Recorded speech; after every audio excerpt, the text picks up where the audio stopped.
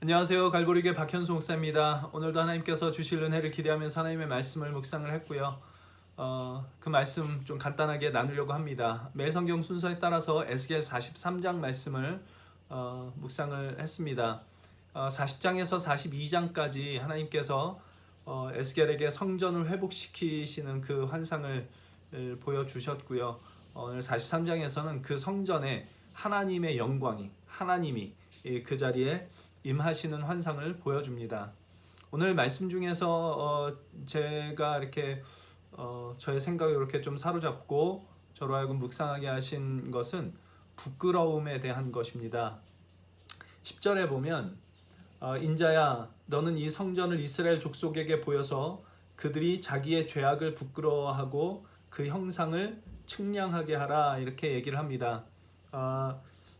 이 성전이 무너지게 된 것이 그들의 죄악 때문이었다라는 것을 이제 말씀을 하시고 그리고 이 성전을 회복한 것을 보여주시면서 이것으로 그들에게 그들이 부끄러워하고 그들의 죄악을 부끄러워하고 그것을 그 죄악들을 측량하게 해보라 이렇게 얘기를 합니다. 그들의 죄를 알게 하라는 거죠. 그들이 부끄러워하게 하라. 부끄러워해야 할 일에 부끄러워할 줄 아는 것은 굉장히 중요한 신앙의 요소라고 생각합니다. 왜냐하면 그게 부끄러워한다는 것은 죄를 안다는 것이거든요. 어떤 그 유아 교육 전문으로 하는 어떤 분이 하는 얘기가 아이가 거짓말을 시작할 때 기뻐하라는 그런 얘기를 한 적이 있습니다.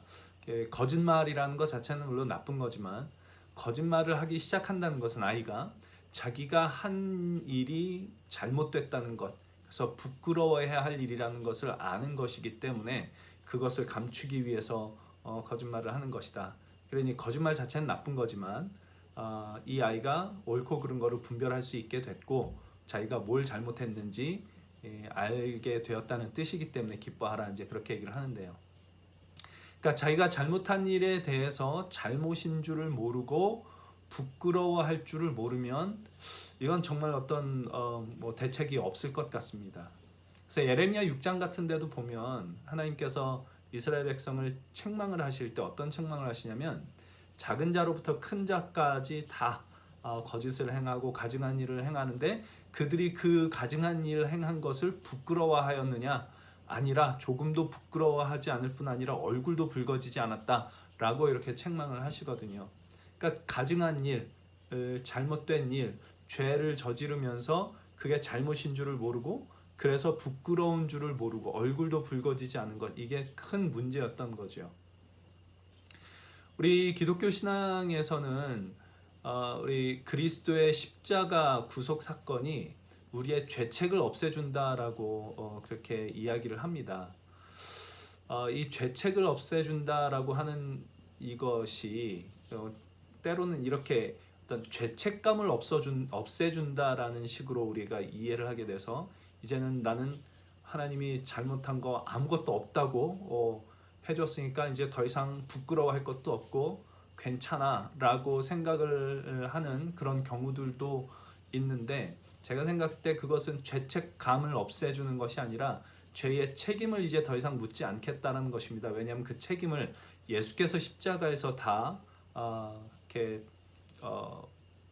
짊어지셨기 때문에 그래서 죄의 책임을 더 이상 나에게는 묻지 않겠다라고 말씀을 하시는 것은 그건 오히려 굉장히 부끄러운 일이죠. 내가 당해야 할 것을 다른 존재가 대신 받았다. 이거는 상당히 부끄러운 일입니다. 내가 행한 잘못들도 부끄러운 일이고 그걸 내가 책임을 진 게 아니라 다른 사람이 그 책임을 졌다라는 것도 사실은 굉장히 부끄러운 일입니다. 그래서 죄책을 없애준다라고 얘기를 할 때 그것은 우리의 죄에 대한 죄책감을 없애주는 것이 아니라 죄의 책임을 묻지 않겠다라는 하나님의 그 은혜의 선언이시고 그러나 그럼에도 불구하고 여전히 우리에게는 부끄러움은 남아 있을 수밖에 없을 것 같습니다. 왜냐하면 내가 한 짓을 알고 있거든요.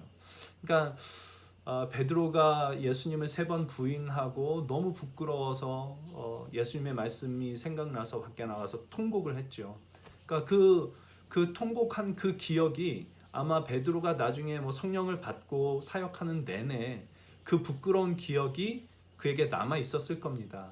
그래서 그 부끄러움 때문에 내가 어떤 존재구나라는 것을 알고 그러니 내가 정말 우리 하나님 없이는, 우리 주님 없이는 내가 이 사역을 감당할 수도 없고 제대로 된 인간으로 살 수도 없겠다라는 그것이 그 부끄러움으로부터 시작되어 그가 이제 앞으로 했던 그 모든 사역 가운데에 어떤 힘으로 작용하지 않았을까 이런 생각이 듭니다.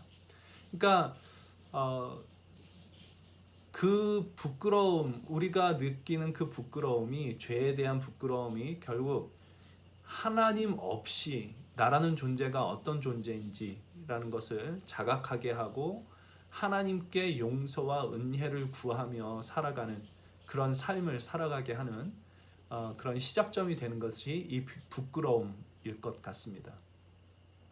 그러면 비로소 우리 마음속에 이제 더 이상 하나님의 뜻을 거역하고 살아가는 그 죄악들이 나를 이렇게 부끄럽게 하고 그것이 나를 이렇게 괴롭게 한다면 정말 나에게 좋은 것은 하나님의 법도와 규례를 지키는 것이, 하나님의 뜻을 따라 살아가는 것이 나에게 가장 좋은 길이겠구나라는 것을 알게 하고 그렇게 살아가고자 하는 마음이 생길 겁니다. 그래서 10절에서 그 에스겔에게 그들이 자기의 죄악을 부끄러워하고 그 형상을 측량하게 하라라고 말을 하고 난 뒤에 11절에 이렇게 얘기를 합니다. 만일 그들이 자기들이 행한 모든 일을 부끄러워하거든 너는 이 성전의 제도와 구조와 그 출입하는 곳과 그 모든 형상을 보이며 또 모든 규례와 그 모든 법도와 그 모든 율례를 알게 하고 그 목전에 그것을 써서 그들로 그 모든 법도와 그 모든 규례를 지켜 행하게 하라. 그들이 부끄러워하거든. 잘못된 것을 보고 자기들의 죄악들을 기억하고 그것에 대해서 부끄러워하는 마음이 생기거든 그 모든 법도와 모든 규례를 지켜 행하게 하라 이렇게 얘기를 하죠. 그러니까 하나님의 법도와 규례를 지키고자 하는 마음이 어디부터 생기냐면 내가 잘못한 것에 대한 안타까움, 괴로움, 아픔, 부끄러움 여기부터 생깁니다.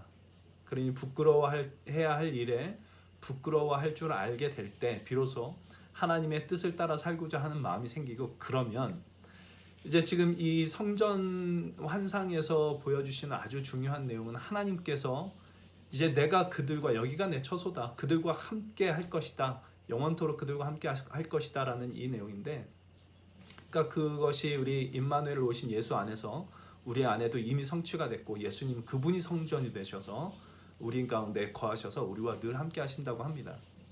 근데 이 하나님의 뜻을 따르고자 하는 마음이 있으면 그 마음이 있으면 이제 하나님께서 나와 함께 하신다고 영원토록 나와 함께 하시겠다라고 약속하신 그 약속이 참 감사하고 기쁜 약속이 될 겁니다. 왜냐하면 내가 잘못된 길로 갈 때마다 나에게 부끄러움을 알게 하시고 거기로부터 돌이킬 마음을 주시고 하나님의 뜻을 따르고자 하는 그러니 내가 하나님께서 내게 힘주시지 않고는 그 일을 할 수 없습니다. 나와 함께 하시니 참 감사합니다라는 것이 거기서 생길 텐데 하나님의 뜻을 따르고자 하는 그 마음이 없으면 하나님께서 함께 하신다고 하는 것이 굉장히 불편한 일이 될 것 같습니다. 나는 주님 뜻대로 살 마음이 없는데 주님이 나와 함께 하신다고 그래요. 그러면 참 우리가 신앙생활 한다는 것이 참 불편한 일이 되지 않을까 이런 생각을 해봅니다. 그러니 우리 부끄러워해야 할 일에 대해서 부끄러워할 줄 알게 하시는 우리의 죄가 무엇인지 우리의 잘못이 무엇인지 그것을 알게 하시는 그 일을 하나님께서 해주시기를 또 바라는 마음으로 살아야 될 것 같고요. 그리고 그걸 보여주실 때 우리의 죄를 보여주실 때 부끄러워해야 할 일에 대해 부끄러워할 수 있게 되기를 또 바라고 그리고 거기에 바로 나를 다시 찾아오셔서 그 모든 부끄러움을 용서하시고 용납하시고 다시 일으키시고 주님의 뜻을 따라 살아가고자 하는 그 마음을 주실 때 정말 그 은혜를 따라 살아갈 수 있는 우리의 삶이 되면 좋겠다 싶은 생각을 해봅니다. 부끄러운 일 참 많이 있지요. 그리고 오늘도 살면서 또 하나님 앞에 그리스도의 빛에 비춰 성령의 빛에 비춰 볼 때 부끄러운 짓을 또 할 수 있을 겁니다. 그때 중요한 것은 부끄러워해야 할 일에 대해서 부끄러워하고 그리고 그것을 용서하시고 다시 찾아와 나를 일으켜 하나님의 뜻을 따라 살아가고자 하는 그 마음을 주실 때 그 은혜를 내가 따라 살아가겠습니다 라고 다시 한번 주님 앞에 고백하고 나가는 것이겠습니다. 오늘 그렇게 살아갈 때 하나님께서 정말 우리 마음에 주님께서 나와 함께 하시겠다라고 약속하신 그 약속이 기쁨으로 우리 안에서 작용하는 그런 기쁨의 삶이 우리 주님 안에서 이루어질 수 있기를 바라겠습니다.